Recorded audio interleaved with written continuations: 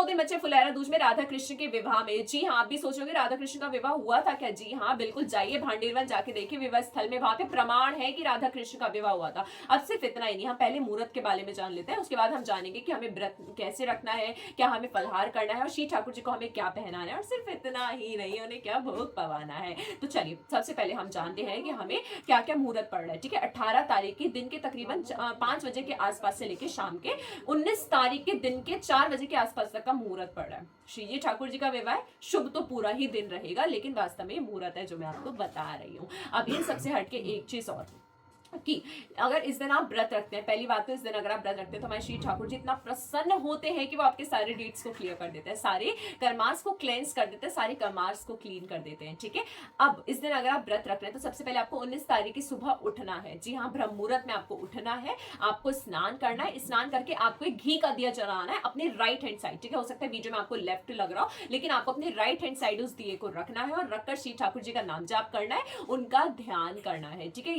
या फिर आप कुछ योग मुद्राएं है वो भी परफॉर्म कर सकते हैं। ठीक है, और सिर्फ इतना ही नहीं, अगर आप व्रत रख रहे हैं, निर्जल व्रत रख रहे हैं, फिर तो आप कुछ खाएंगे ही नहीं, लेकिन अगर आप नॉर्मल व्रत रख रहे हैं तो आपको प्रयास करना है कि पूरे दिन आप फलहार करें, और जो भी फलहार करें वो श्री जी ठाकुर जी के चरणों में आपको समर्पित करना है। इस बात का यहाँ पे ध्यान रखिएगा। अब हम बात करते हैं कि हमें इस दिन क्या वस्त्र धारण करवाने श्री ठाकुर जी को और क्या भोग पवाना है। वस्त्र अगर आप धारण करवा सकते हैं तो आपको सफेद, लाल या फिर कोई पीला वस्त्र आपको श्री ठाकुर जी को धारण करवाना है। जितना मुझे सुनने में आया उस हिसाब से मैं आपको बता रही हूँ। ठीक है, ये वस्त्र आपको धारण करवाना है, और इस दिन आप श्री ठाकुर जी को थोड़ी कुछ रसीली चीजें बना के खिला सकते हैं। ठीक है, जैसे कि मालपुआ हो गया आपका, ठीक है, आपके पुए हो गए, ठीक है, और कुछ भी ऐसा रसीला, ठीक है, जो मीठा हो और रसीला हो, बहुत ही स्वीट डिश। ठीक है, और माखन, मिष्टी और खीर तो होगा श्री ठाकुर जी को बहुत प्रिय, तो वो तो आपको पवानी है, इस बात का ध्यान रखिएगा। और बाकी पूरे दिन प्रयास कीजिए आप श्री ठाकुर जी का ध्यान करें, उनका नाम जाप करें, भजन करें। अपार कृपा श्री ठाकुर जी की।